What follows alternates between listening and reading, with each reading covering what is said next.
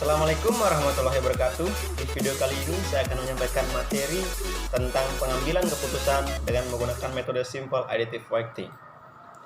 Metode ini sering juga dikenal dengan istilah metode penjumlahan terbobot.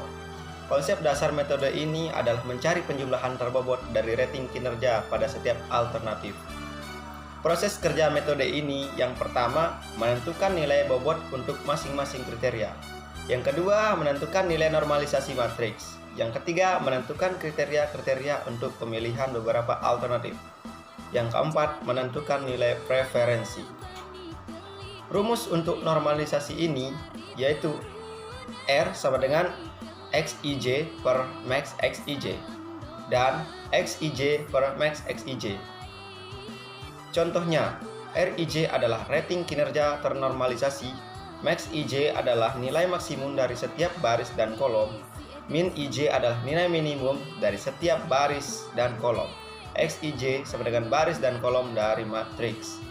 Dengan nilai RIJ adalah nilai rating kinerja ternormalisasi dari alternatif AI pada atribut CJ.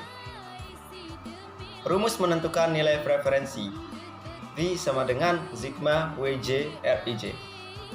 Nilai V yang lebih besar mengindikasikan bahwa alternatif AI lebih terpilih. VI sama dengan nilai akhir dari alternatif, WJ sama dengan bobot yang telah ditentukan, RIJ sama dengan normalisasi matriks. Dengan kata lain, antara bobot kriteria dikalikan dengan semua nilai tiap peserta untuk tiap kriteria dan dijumlahkan. Algoritma metode ini yang pertama menentukan kriteria-kriteria yang akan dijadikan acuan dalam pengambilan keputusan yaitu C. Yang kedua menentukan rating kecocokan setiap alternatif pada setiap kriteria.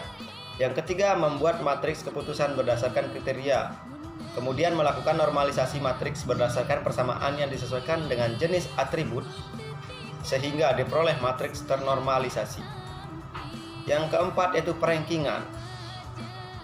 Penjumlahan dari perkalian matriks ternormalisasi R dengan vektor bobot sehingga diperoleh nilai terbesar yang dipilih sebagai alternatif terbaik atau A sebagai solusi.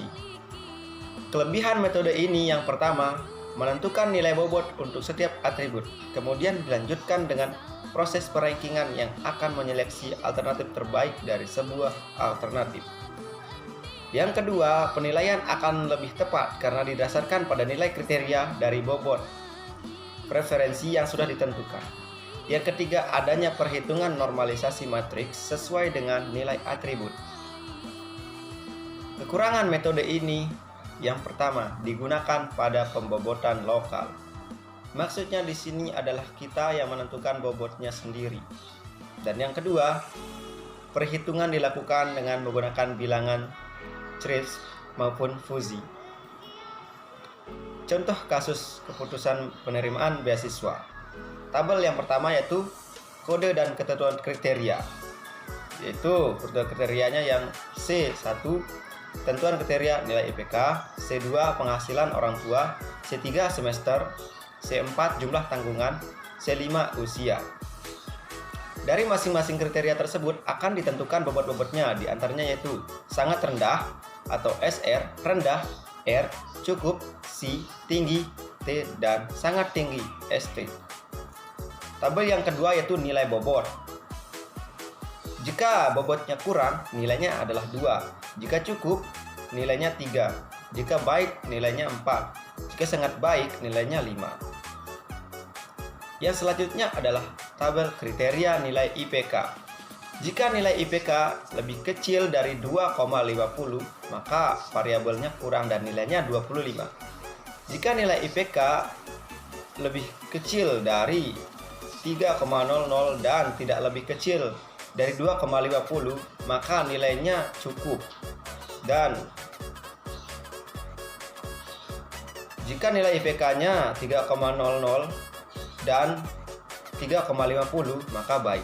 Dan jika nilai IPK-nya 3,50 ke atas yaitu sangat baik dan nilainya 100. Yang ketiga, tabel kriteria penghasilan orang tua. Tabel ini diambil berdasarkan penghasilan orang tua setiap bulannya. Dan jika penghasilan orang tuanya lebih dari 4 juta, Kalau variabelnya kurang, nilainya 25. Jika penghasilannya di atas 2 juta dan kurang dari 4 juta, maka cukup dan nilainya 50.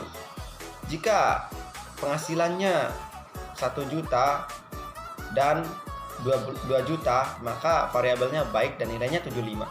Jika penghasilan orang tuanya kurang dari 1 juta, maka sangat baik dan nilainya 100. Yang keempat yaitu tabel kriteria semester. Tabel ini ditentukan berdasarkan jumlah semester yang sudah ditempuh oleh calon penerima beasiswa. Jika semesternya 1 sampai 2, maka variabelnya kurang, nilainya 25. Jika semesternya 3 atau sampai 4, maka cukup. Jika semesternya 5 sampai 6, maka baik. Jika semester 7 sampai 8, maka sangat baik. Yang kelima yaitu tabel kriteria jumlah tanggungan. Tabel ini ditentukan berdasarkan jumlah anak yang masih menjadi tanggungan orang tua. Jika tanggungannya 1 anak, maka kurang.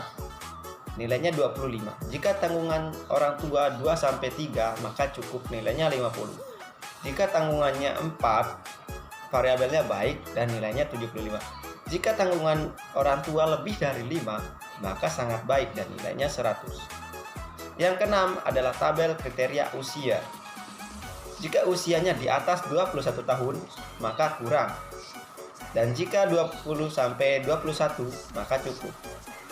18 sampai 19 baik, kurang dari 18 sangat baik. Ini ditentukan berdasarkan usia calon mahasiswa. Hasil dari perhitungan dengan metode Simple Additive Weighting berdasarkan contoh kasus.